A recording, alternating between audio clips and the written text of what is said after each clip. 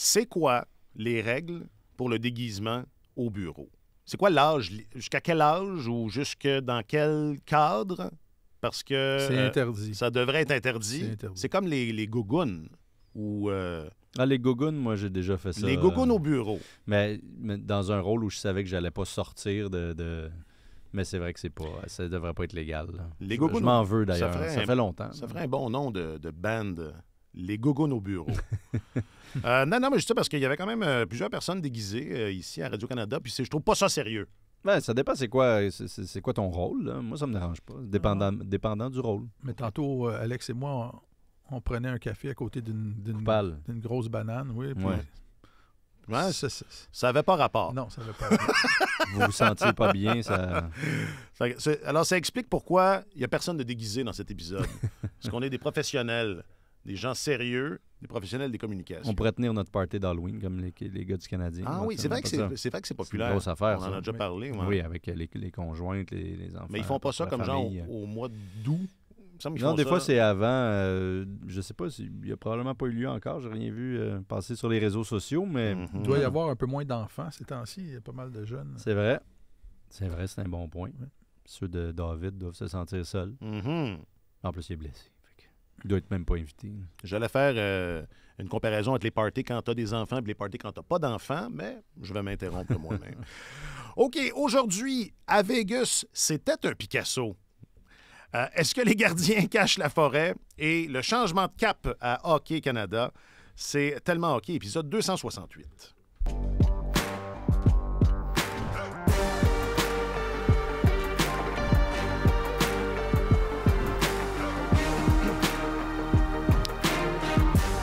Avec notre chroniqueur principal au service des sports, j'ai nommé M. Martin Leclerc. Salut Martin. Bonjour messieurs. Est-ce que tu t'es déjà déguisé en banane? Non. Non. Non. Et notre journaliste affecté aux affaires du Canadien et de la LNH, M. Alexandre Gascon. Salut Alex. Bonjour messieurs. Je m'appelle Alexandre Coupal. Marty nous a parlé tout de suite après le match, puis il nous a dit que c'est un des meilleurs matchs qu'on a joué depuis qu'il était avec l'équipe, puis surtout en deuxième, troisième. Juste pour vous dire, j'ai eu autant de lancers en prolongation qu'en deuxième puis en troisième à combiner. En zone offensive, on était tout le temps premier sur la rondelle, sur les retours, puis c'est là que tu vois, c'est vraiment une bonne équipe à côté, puis ils savent comment gagner des matchs, mais on a vraiment joué un bon match, puis il faut partir d'ici la tête haute. Le gardien Samuel Montembeault avec le résumé de cet affrontement entre les Golden Knights de Las Vegas et le Canadien de Montréal lundi soir. J'étais content de ma boutade parce que toute la semaine passée, c'était pas un Picasso, mais là, apparemment qu'hier, parce que je vais être transparent, je me suis endormi. Pas parce que c'était plate, non, mais parce que à un moment donné, le réservoir est vide. Mais apparemment qu'hier, c'est ça, j'ai entendu Martin Saint-Louis dire que c'était le meilleur match, à son avis, depuis qu'il était là. Puis vous venez d'entendre Montembeault corroborer. Oui, bien, c'est le genre de match qui montre qu'une équipe a progressé, mais aussi qui je pense, qu'il peut donner du vent dans le dos aussi au groupe pour longtemps, là, dire « OK, on est capable d'accomplir ça maintenant ». À partir de la deuxième période, ça a été particulièrement impressionnant défensivement. Là, c'est une équipe qui avait voyagé, qui arrivait dans l'Ouest pour un premier match, qui jouait contre les champions de la Coupe Stanley, qui connaissent le meilleur début de saison de l'histoire pour des champions défendants de la Coupe Stanley, c'est ça. Et défensivement, ça a été vraiment... Moi, ça m'a impressionné. En deuxième et en troisième période, là, en deuxième, le Canadien a été étanche en défense, mais en troisième, domination totale. 8 chances de marquer de qualité contre 2 seulement pour les Golden Knights. C'était... tu regardais le match puis tu te disais, même si c'était les champions défendants de la Coupe Stanley, c'était évident que le Canadien allait revenir dans ce match-là, allait réussir à créer l'égalité. Samuel Montembeault a été très, très bon, des arrêts clés. C'est pas... la moyenne d'efficacité d'un gardien et la moyenne de buts alloués, ça montre une chose, un gardien, mais est-ce que tu es capable de faire les gros arrêts quand c'est le temps de les faire, quand ça peut faire pivoter le match? Ça, c'est une autre paire de manches. Les statistiques ne montrent pas ça. Et Montembeault le fait dans ce match-là. Alors... Alex, je comprends Martin de dire que c'était un des meilleurs matchs depuis qu'il est derrière le banc, mais j'ai hâte de voir parce que Jacques Lemaire me disait qu'il complimentait jamais ses joueurs ou qu'il essayait d'éviter le plus possible de leur dire qu'ils étaient bons parce qu'il me disait que ça arrive inévitablement quand tu leur dis ça Intéressant. il se pense tombe il tombe par la suite que ça recule.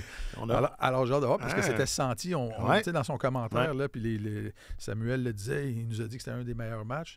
Alors, on va voir, est-ce que ça va les transporter ou est-ce qu'ils vont dire, bon, ben, on est arrivé, on est voilà, on s'en va directement en finale. Mike Keenan aussi évitait de leur dire ça. Il leur disait plutôt qu'ils étaient mauvais. Et puis, bon, chacun sa philosophie. Là. Je pense que Martin est d'une autre époque. Non, mais c'est ça, c'est intéressant parce que, bon, il y a... est-ce que c'est le genre d'affaire qui a évolué, ça? Parce qu'on parle constamment de... à quel point les entraîneurs doivent communiquer différemment. Ben, c'est ce que ça va jusque-là. Ça va être intéressant. En même temps, Jacques Lemaire était quand même fin pédagogue pour son époque, en avance sur son temps, parce que c'était l'époque des Keenan et compagnie. Ça. Mais il faisait attention de ne pas trop s'emporter parce que... Nos patrons font ça aussi avec nous, parce que... Ils s'emportent pas. Ça fait longtemps moi, ils me disent toujours. C'est juste moi. C'est sélectif.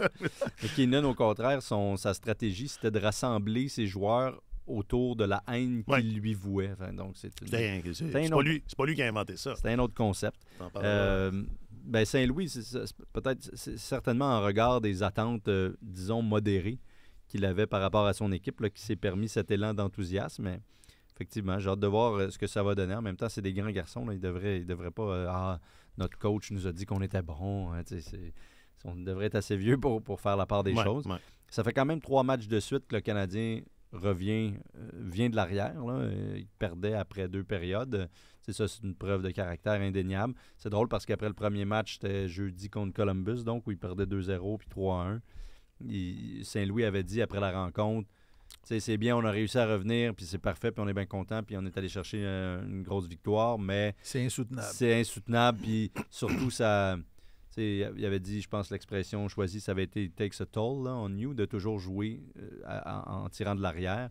Donc, t'en paies un lourd tribut à un certain point. Et puis là, ça fait 3 matchs de suite. On est venu de 2 buts de l'arrière aussi contre les Jets samedi. Hier, d'un déficit de 1 en 3e contre Vegas. Donc, pour l'instant, ça fonctionne. Il y a beaucoup de choses qui, pour l'instant, fonctionnent après 9 matchs, mais qui ne tiennent pas à grand-chose. Mais on ne va pas bouder notre plaisir pour autant. Non, boudon. Fiche de 5-2-2, 12 points en 9 matchs. Je ne suis pas certain, pour le mois d'octobre, je ne suis pas certain qu'il y a beaucoup de gens qui auraient prévu ça là, avant le début de la saison. Là, vous allez dire, tu pourrais regarder sur ton téléphone, tu es fatiguant avec ça, puis tu en parles à toutes les semaines. Mais c'est quand déjà la Thanksgiving américaine? La Thanksgiving. C'est le 3e fin de semaine du mois de novembre. OK, fait que dans 3 semaines... Alors, ils sont toujours dans le... c'est le week-end où je vais être en Californie à la fin, donc c'est le 23, 24, 25. Là. 26, il y a du name dropping, il y a aussi du destination dropping. Fait qu'à la fin novembre, on fait un balado spécial, édition spéciale, séries éliminatoires. Voici le portrait des séries. C'est le Canadien dans la série. On fait nos prédictions. Bon, tu dis, il y a un paquet d'affaires qui vont bien. Mais le 1er novembre, c'est demain, par exemple. Oui. Moi, mais là. Parce que c'est ça, pour ceux qui n'ont pas remarqué que j'en parle à toutes les semaines, il y a un adage qui dit qu'à la Thanksgiving American. La Thanksgiving American, c'est très rare que les équipes qui sont en... 80%. C'est ça. 80% des équipes qui sont dans le portrait restent dans le portrait. Bon, ça laisse quand même 20% pour les autres. Il y a moins de roulement, là, c'est ça que ça veut dire. Il y a une autre théorie qui va même jusqu'au 1er novembre, mais ça m'apparaît... Moi, je me rappelais plus du détail de la théorie, mais en tout cas, peu importe. Ça m'apparaît un peu exagéré. Bon, tu dis, il y a plein de choses qui vont bien. Il y a une affaire évidente qui va bien, c'est les gardiens de but, parce que Montembeault a été très bon hier. Martin, tu viens de le dire. Avant ça, Jake Allen aussi a été plutôt impérial. D'ailleurs, Martin, dans les notes d'avant-match... Depuis 2 semaines, Jake Allen, 948 de moyenne d'efficacité. C'est très difficile de perdre des matchs de hockey quand ton gardien a 948 de moyenne d'efficacité. 5e dans la Ligue nationale, Jake Allen. On parle d'un gars... qui n'a presque pas eu de camp d'entraînement. Il n'y a pas eu beaucoup de volume pendant le camp d'entraînement. Premier match qui avait été un petit peu en dentier, mais il n'y avait pas... C'était ça son camp d'entraînement. Il n'y avait pas eu de volume, mais il est très, très, très solide. Et dès qu'il s'est mis... C'est drôle de voir un peu le phénomène de compétition aussi, parce que dès qu'Allen s'est mis à bien jouer, on dirait que Montembeault... a pris du galon aussi. Et Montembeault, en 4 départs, quand on regarde ça... Il y a eu un match ordinaire. C'est ça. Tu as 7% de chance de remporter un match dans la Ligue nationale quand ton gardien a une moyenne inférieure à 900. Et Montembeault, dans ses 4 départs, 920, 917, 933, puis il y a un départ sous la barre des 900. Et ça arrive là, que tu donnes 3 ou 4 buts dans un match, mais quand même, les gardiens sont solides et ça peut aider l'équipe à apprendre à jouer avec plus de confiance. Puis on voit ça se déployer présentement. Mais c'est intéressant parce que tu disais Allen n'a pas beaucoup joué, puis il réussit à faire tout ça malgré les circonstances. C'est peut-être grâce aux circonstances même. Parce qu'il a 33 ans. Il a dit que ça avait été un rôle extrêmement difficile à apprivoiser, celui d'être un auxiliaire, puis qu'il n'aurait pas pu le faire jeune, puis mais maintenant ça allait parce qu'il sait exactement ce dont son corps a besoin et tout ça. Puis avec le repos, peut-être qu'il arrive justement à mieux performer. Puis la même chose pourrait être dite éventuellement de Samuel Montembeault si ça continue dans la même direction. Mais il y en a beaucoup des gardiens qui vivent ça maintenant. Tu sais, Sergei Bobrovski, l'année dernière, c'était apparent que lorsqu'il y avait du repos, il gardait vraiment mieux les filets. Puis quand il est revenu, c'est peut-être juste son synchronisme qui a été idéal, mais quand il a repris sa place après qu'Alex Lyon ait sauvé la fin de saison des Panthers de la Floride, il a été fumant en séries éliminatoires, mais c'était un gardien qui était vraiment reposé. Puis on entendait beaucoup ce discours-là dans l'entourage des Panthers. Je pense que c'est pas étranger au fait que Jake Allen se sente bien présentement, même si lui a dit « Moi, je veux garder le plus souvent possible les filets », c'est normal qu'il le veuille. Mais cette alternance-là, pour l'instant, semble les servir tous les deux. Peut-être en raison de la compétition que ça génère, comme tu l'expliquais, mais probablement aussi parce que la tâche, la lourdeur est moins élevée, moins exigeante. Et si on garde ça comme ça, on va peut-être le garder en santé toute la saison aussi. Il a été sujet aux blessures au cours des dernières saisons. Puis là, on parlait de leur impact. Si vous allez vous pousser les chiffres un peu plus loin, vous allez dans les statistiques avancées. Présentement, Allen et Montembeault constituent le meilleur duo de gardiens de la Ligue nationale à 5 contre 5. C'est-à-dire ce sont eux qui sauvent le plus de buts. Là. Donc, en fonction, c'est un indicateur qui, en fonction des tirs que les gardiens reçoivent, de leur provenance, de leur dangerosité par rapport à où les tirs ont été pris sur la glace, etc., il y a un algorithme qui arrive avec un nombre de buts qui est attendu, que le gardien moyen, entre guillemets, aurait dû donner. Donc, après, je ne sais pas moi, 5 matchs, un gardien aurait dû donner, par exemple, 12 buts à 5 contre 5 en raison de la qualité des chances de marquer de l'adversaire. Et là, si tu en donnes 10, ben, tu en as sauvé 2. Si tu en donnes 14, ben, tu en as donné 2 de plus que ce qu'il aurait fallu que tu fasses. Alors, présentement, je ne sais pas si c'est clair, mais j'ai essayé de non, mais t'as vu, je vais faire... C'était ça, là, mon vieux, c'était bien expliqué. Bon, pour vrai, là, c'était limpide. Et c'est pas une statistique anodine, parce qu'il y a beaucoup de directeurs généraux qui regardent ça. Après le match, la première chose qu'ils regardent, c'est on a donné combien de buts et combien on aurait dû en donner, pour savoir où se situait le problème, où ont été faites les bonnes choses. Et là, je parle à 5 contre 5 parce qu'en désavantage numérique, il y a de l'amélioration. Il y a place à amélioration, surtout dans le cas de Montembeault. Mais à 5 contre 5, ça demeure quand même la phase principale de jeu. Allen, c'est presque 5 buts sauvés en 4 matchs. C'est énorme. Et Montembeault, 4,56. Donc, Allen est premier dans la Ligue, Montembeault est 3e. Les deux ensemble forment clairement le meilleur duo, c'est-à-dire dans les 8 matchs qu'ils ont disputés, parce que Caden Primo a eu droit à une rencontre, ils ont sauvé un petit peu plus de 9 buts. C'est énorme et c'est ce qui fait en sorte que le Canadien n'a donné que 7 buts à 5 contre 5 depuis le début de l'année et qui sont au sommet dans la Ligue nationale en ce moment. Alors, on se rappelle, ils ont sauvé 9 buts à 5 contre 5 et le ratio du Canadien à 5 contre 5 est de plus 9. Donc, si vous enlevez ça, on tombe kiff-kiff. C'est fou que le Canadien ait accordé juste 5 buts à... 7 buts à 5 contre 5, c'est ça je pense que 5 buts à 7 contre 7. 7 buts à 5 contre 5. Je pense que ça inclut le tir de pénalité, ça. De Laurie. Écoute, c'est dans la même zone que les Bruins. Là, et ça veut dire que si l'unité... C'est la même chose. Si l'unité de désavantage numérique du Canadien était un peu plus performante... cette équipe-là serait peut-être dans le... elle est en tout cas. Elle est pas loin. C'est ça, mais on s'entend, ce serait une autre paire de manches. On serait déjà dans une autre zone. Alors, et il y a quelque chose, donc, comme entraîneur. Je compare souvent le rôle d'un entraîneur de la Ligue nationale à celui d'un ingénieur en F1. Tu commences la saison avec une machine, puis tu essaies toujours de la peaufiner, de faire des réglages pour qu'elle soit plus performante au cours de la saison. Et ça, c'est une affaire claire que tu peux identifier. Tu te dis, si on continue à jouer comme ça, à 5 contre 5, et qu'on réussit à boulonner ça comme il Ouais. faut en désavantage numérique, là, OK, on a de la marge. Là. Ça s'est pas amélioré, les unités spéciales? Oui, bien particulièrement l'avantage Mais numérique. je pensais que le désavantage numérique aussi avait Le désavantage progressé. est à 75 % J'ai regardé tantôt, dans les 2 dernières semaines, c'est 72 je pense. C'est ça, il y a eu des hauts et des bas aussi. Ok. Là. Ouais. Bon, moi, évidemment, je ne suis pas aussi brillant qu'Alex Gascon. Alors, quand je regarde des statistiques sur des affaires bien comme dans le temps, là, comme le pourcentage d'efficacité, puis Martin, dans Dans tes le temps. notes, non, mais c'est des vieilles affaires, puis dans tes notes, c'est ça, tu notais que celui de Allen est excellent, puis que 3 des 4 matchs de Montembeault, c'est la même chose. Fait que je suis allé voir un peu les meneurs, puis c'est ça, ils sont là. Mais tu sais, je voyais Jeremy Swayman puis Linus Ullmark dans le top 10, il me semble. Oui. Ouais. Aiden Hill puis Logan Thompson aussi parmi les meilleurs. Puis, tu sais, ce sont des duos établis ou presque, peut-être moins à Vegas, mais tu sais, à Boston, la recette est éprouvée. Là. On confie les filets à 2 gardiens. Tu sais, il n'y a pas d'auxiliaire, il n'y a pas de numéro 1. Non, Est-ce que c'est ça qui se dessine Parce à que oui. Montréal? je pense que oui.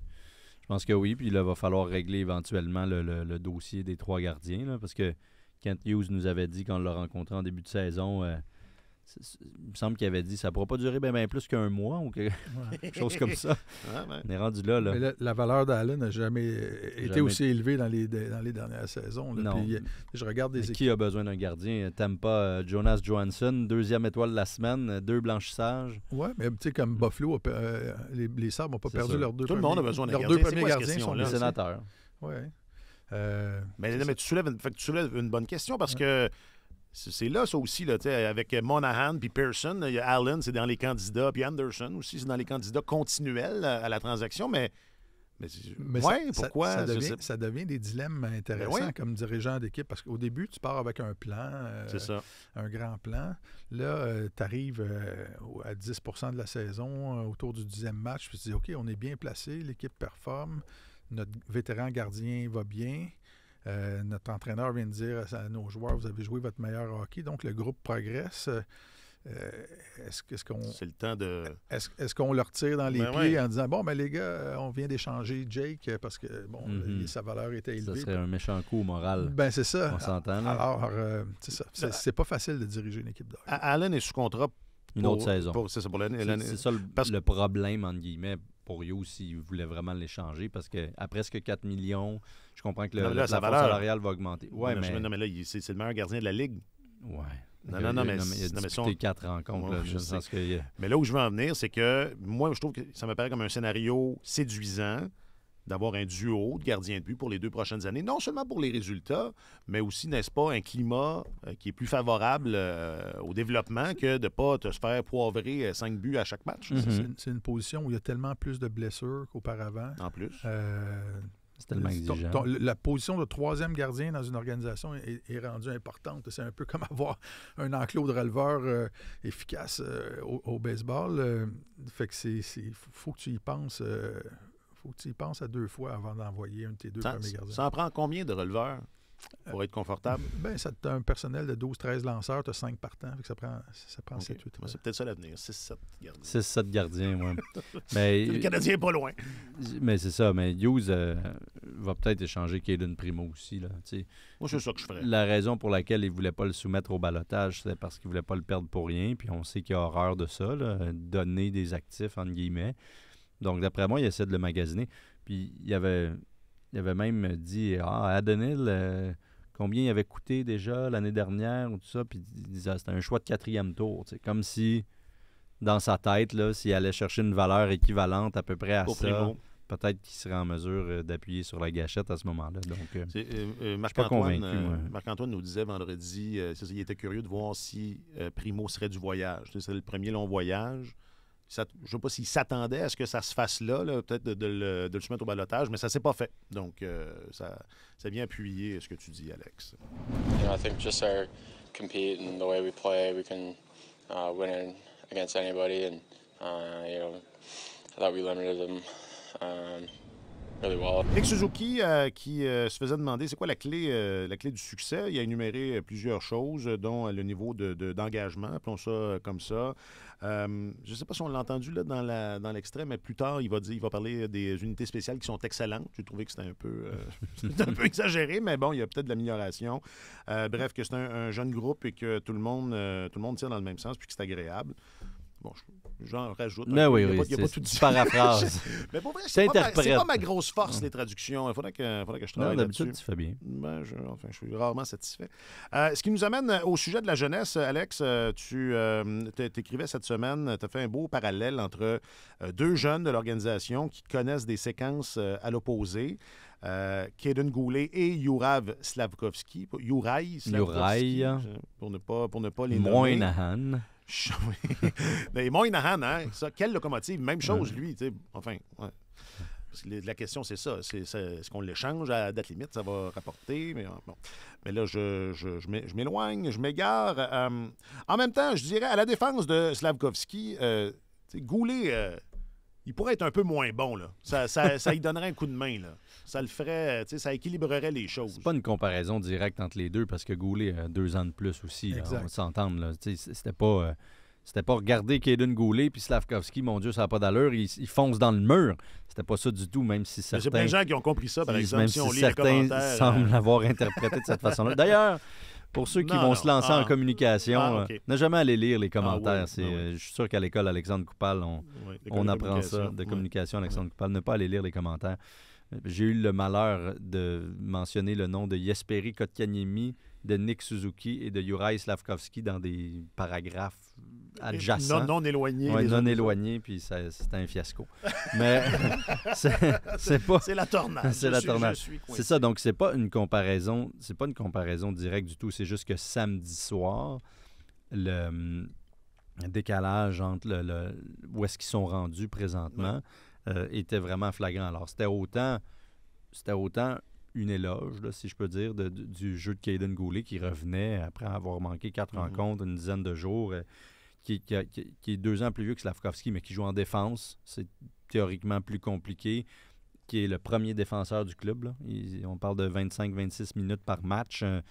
C'est hallucinant, là, la charge de travail qu'il est en train de prendre à ce moment-là. Alors, j'étais juste un peu revenu brièvement vers la fin du texte sur le concept de compétition significative dont Martin nous a souvent parlé. D'ailleurs, tu es cité dans son texte, hein? Je ne sais pas si tu as vu. Ça arrive, oui, c'est ça, puis dont il nous avait souvent parlé, et puis on a vu plusieurs exemples se déployer sous nos yeux depuis, puis Goulet, bon, en fait, son stage junior au complet, puis a pu être l'homme de confiance, là, avec un grand H, un peu partout où il est passé, a atteint la Coupe Memorial, tout ça. Et puis, clairement, il est extrêmement talentueux aussi, donc ça aide. Là. Mais Slavkovski, là, c'était plus une réflexion à avoir.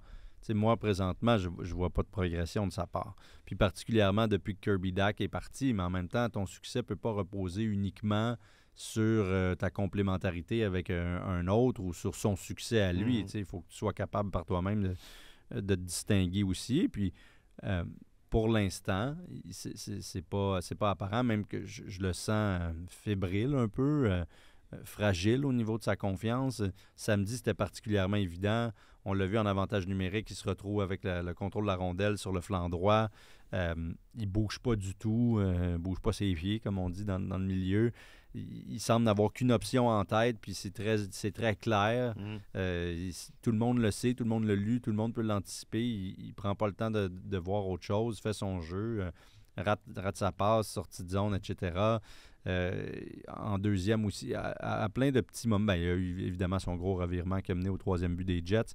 En 3e période, où on l'a vu complètement perdu avec la rondelle dans l'enclave aussi, il cherchait à s'en débarrasser. C'est l'impression que ça donne. Ouais.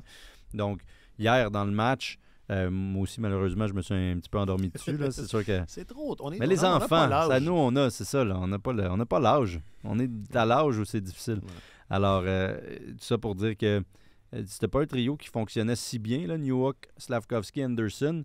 Mais bon match hier, me disait Martin. Et puis, sur la feuille de statistiques, ça paraît aussi. Newhook, il a eu une très belle chance en première. Celle-là, je l'ai vue. Anderson aussi. 5 tentatives de tir, Newhook. Anderson, si je ne me trompe pas, il y a 6 tentatives de tir, dont 5 tirs cadrés. Donc, les deux en ont décoché pas mal. Slavkovski, non seulement il n'y a pas de tir au but, il n'y a aucune tentative de tir. Il n'y a pas un seul moment où il a tenté de décocher. Alors, présentement, moi, je le trouve un peu perdu et je ne faisais que poser la question. Laisse-le tranquille! Je ne faisais que poser la question à savoir... Il est tout jeune! Est-ce que l'heure est venue de penser peut-être l'envoyer dans la Ligue américaine ou qu'est-ce qu'on fait avec ça? Ou... Je pense que ça vaut la peine de se poser la question. Tu as employé le mot fébrile, puis c'est un mot qu'on a employé au début du camp, tu te souviendras. On trouvait qu'il était un peu... c'est des hauts et des bas, non? Moi, au début du camp, je trouvais qu'il avait fait un grand pas en avant. Pendant le camp. Pendant le camp, puis les premiers matchs de la saison, je trouvais qu'il avait, il prenait plus d'initiative, démontrait plus de confiance sur la patinoire, mais là, on voit ça s'étioler.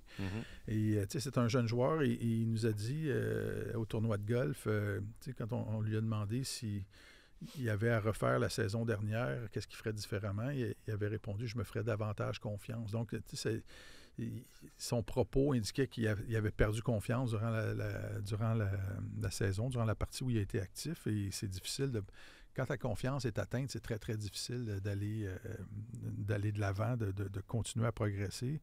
Et là, on voit que ça recommence à s'étioler. Il perd souvent la rondelle, remporte rarement une bataille à 1 contre 1 pour la possession de la rondelle. C'est très inquiétant. Il ne protège pas bien le disque. Mais la semaine passée, c'était pas tant ça. Là. Et je mentionnais, c'est ça, avec Marc-Antoine vendredi, je trouve que sa compétitivité, je ne trouve pas méchant, ce que les hommes de hockey appellent le grit. Et donc, ça fait plusieurs choses un peu inquiétantes. Tu veux pas...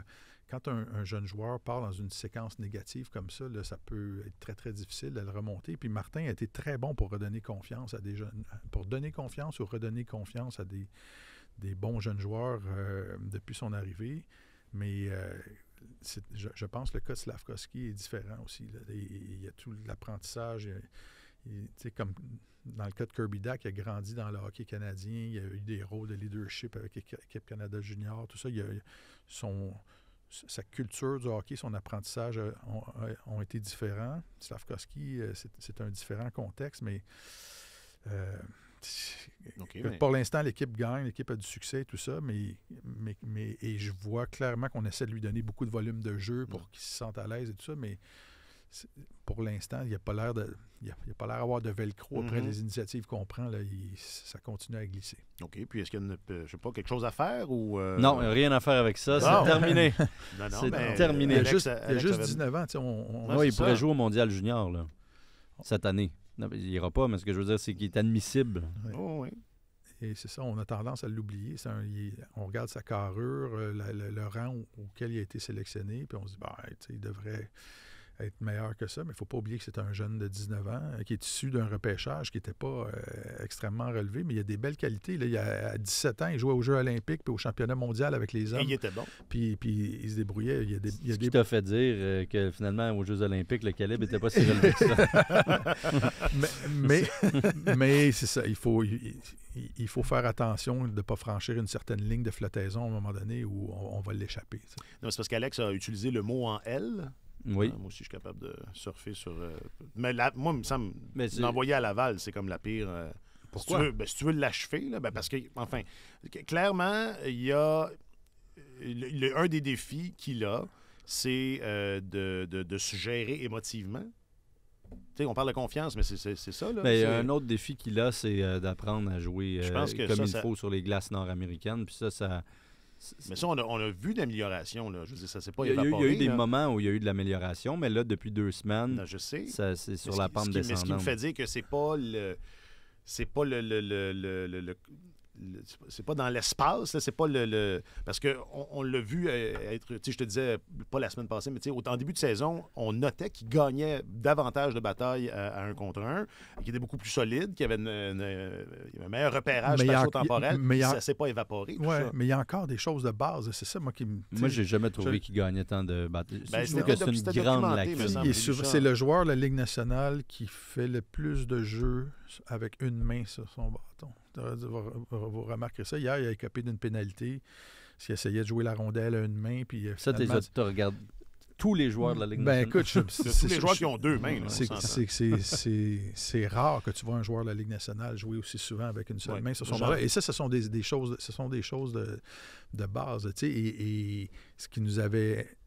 En tout cas, ce qui m'avait le plus surpris la saison dernière à son arrivée dans la Ligue nationale, c'est de voir à quel point la physicalité du jeu était absente de son arsenal, probablement parce qu'en Europe, les grandes patinoires, il y a moins d'espace restreint, puis il était toujours le plus gros, il n'y avait pas besoin de se servir de ça, mais là, on parle de choses de base quand tu arrives, et il faut encore qu'il travaille là-dessus.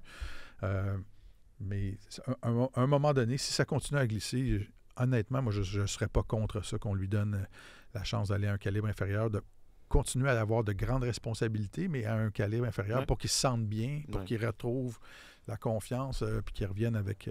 Oui, puis il ne faut surtout pas qu'il gère ça en fonction des relations publiques, là, comme des fois on a pu le croire, là, quel aveu... d'échec. D'échec ou d'impuissance. C'est tout à fait Quel normal. constat d'impuissance ce serait que de l'envoyer à Laval, puis là, Caulfield quelle n'avait sera pas la été envoyé. réaction? Caulfield avait été Ben envoyé. oui. Très peu, il a joué Ouais. 2 matchs. Ouais. je pense. J'étais allé d'ailleurs, puis il n'était pas de... Il n'était pas de bonne humeur? On n'allait jamais couvrir, ou très peu, le Rocket, mais évidemment, la journée que Caulfield est là, non, c'était pas... Mais ça s'était plutôt bien Mais passé. Caulfield, il était allé d'emblée, non? Il avait été rétrogradé? Rétrogradé. Oui, c'est vrai, il est allé jouer quelques matchs. Il n'était pas content. Non, Non. c'est correct. Il avait joué 6 matchs. Puis ça s'était replacé. Ouais. Moi, je dis qu'il devrait l'envoyer à Clutton, Slavkovski. Kotkaniemi aussi est allé, puis regardez, aujourd'hui, 10 points en 10 matchs. 3 ans plus tard. Mais bon. Ah, je suis tellement fier. Je leur ai dit, écoute, je vous donne 30 secondes pour vous sentir mal, tu sais, là, de la défaite. T'as 30 secondes. Après ça, là,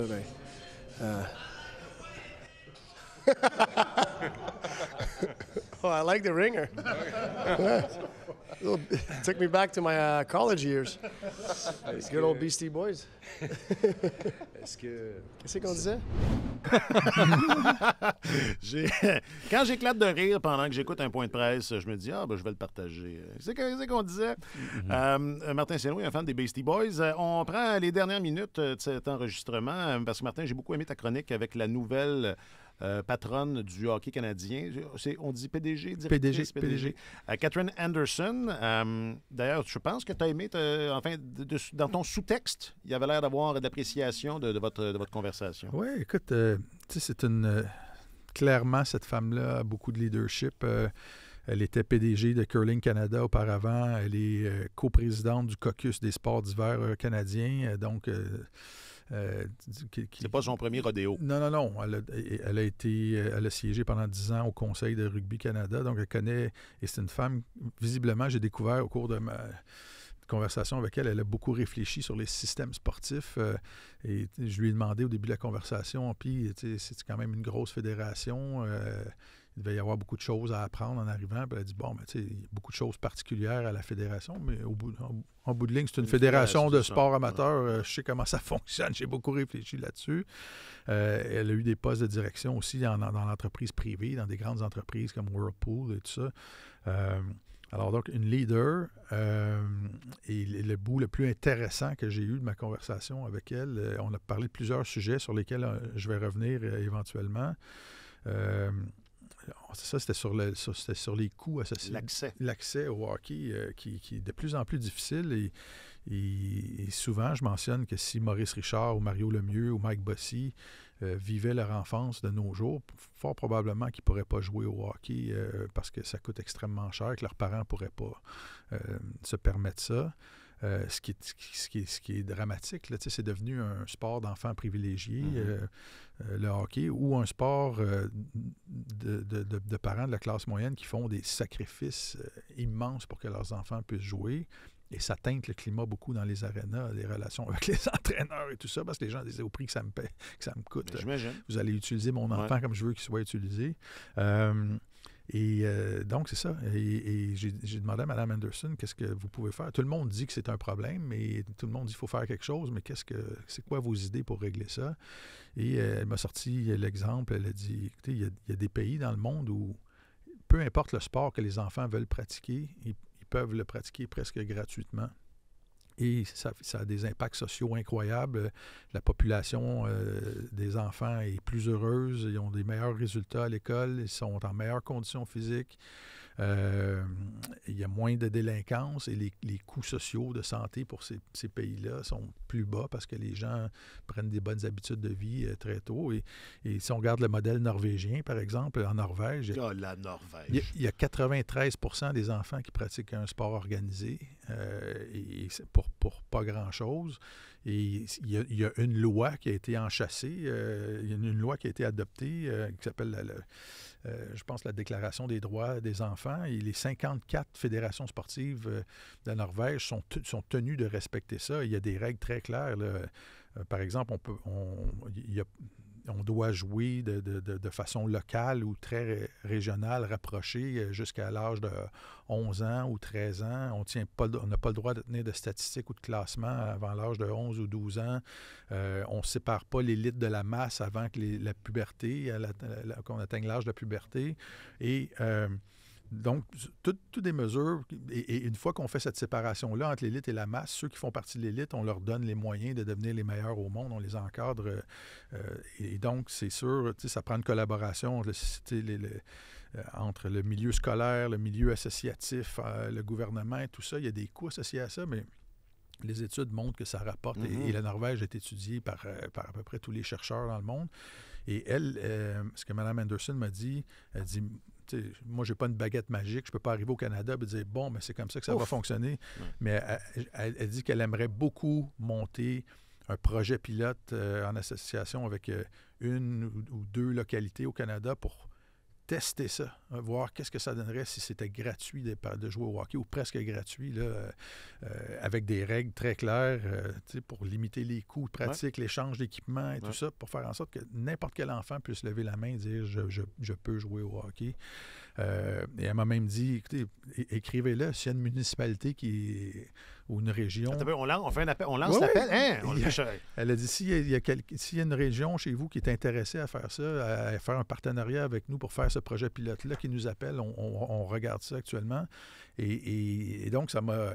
Je trouvais que ça détonnait par rapport à ce que j'avais entendu ailleurs, que les gens disaient, ça prendrait des crédits d'impôt, c'est ça pour les parents, mais de tester ça pour voir ce que ça donnerait et voir si on pourrait pas faire ça à plus grande échelle. Si les Norvégiens sont capables de le faire et qu'il y a beaucoup de bienfaits pour l'ensemble de la société, pourquoi ne regarderions-nous pas ça? Alors, c'est ça. J'ai trouvé ça très intéressant et j'ai très hâte de reparler avec elle parce qu'on a parlé de beaucoup de dossiers sur lesquels on a prévu poursuivre la conversation. Oui, parce que mais j'allais dire en même temps, il y a combien de joueurs norvégiens dans la Ligue nationale de hockey? C'est ça que j'allais dire. Sont-ils bons, la Norvège?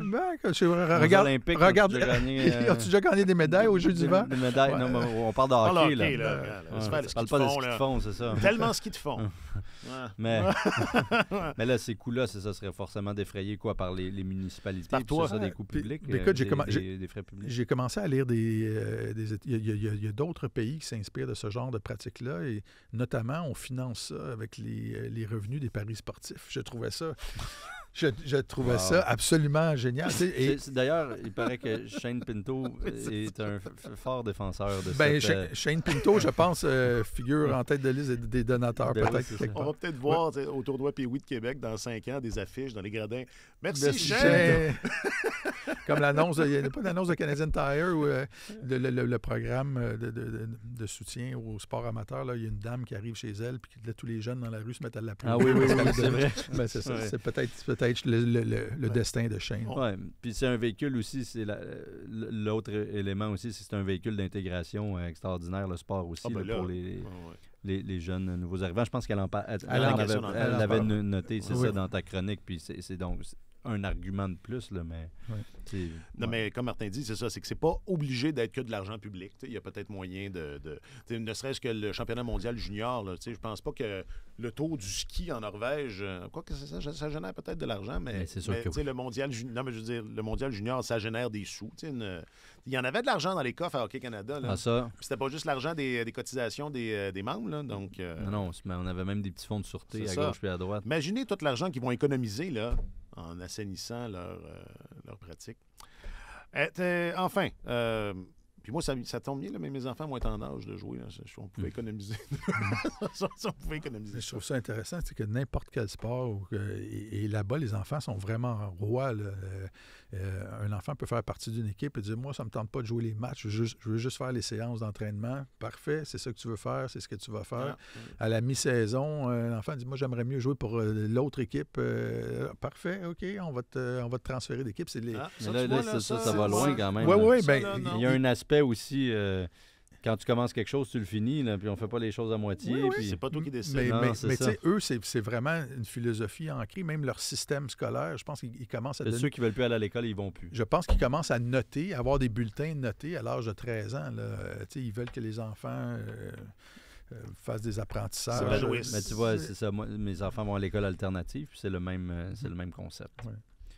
Puis je me dis que Laurent Duvernay-Tardif est sorti d'une école alternative, donc... Ça s'est bien passé pour lui, quand même. Ouais. Bon, ça fait combien de temps que je vous ai dit que j'ai du sang norvégien? J'en parle régulièrement. J'ai du sang norvégien. J'ai appris ça quand j'ai fait le petit test, là. J'étais bien surpris, d'ailleurs. Ouais, je me dis que tu avais quelque chose. Tu quelque avais un chose, fond hein? viking. Ou... Oui, c'est ça. Puis mes enfants, c'est eux autres qui décident tout à la maison. Martin Leclerc, je rappelle que tu es notre chroniqueur principal au service. C'est vrai.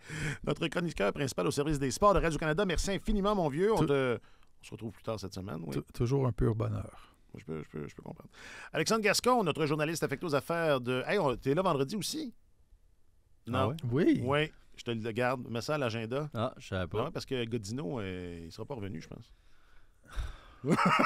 Alexandre Gascon, l'un de nos deux journalistes affectés.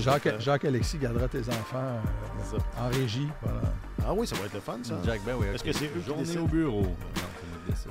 Oui, on a cru comprendre. Alexandre Gascon, tu es un de nos journalistes affectés aux affaires du Canadien et de la LNH. Merci beaucoup. C'est un plaisir. Un grand merci à Jacques-Alexis Bernardin et Benoît Durand en régie. Je m'appelle Alexandre Coupal. Passez une bonne soirée.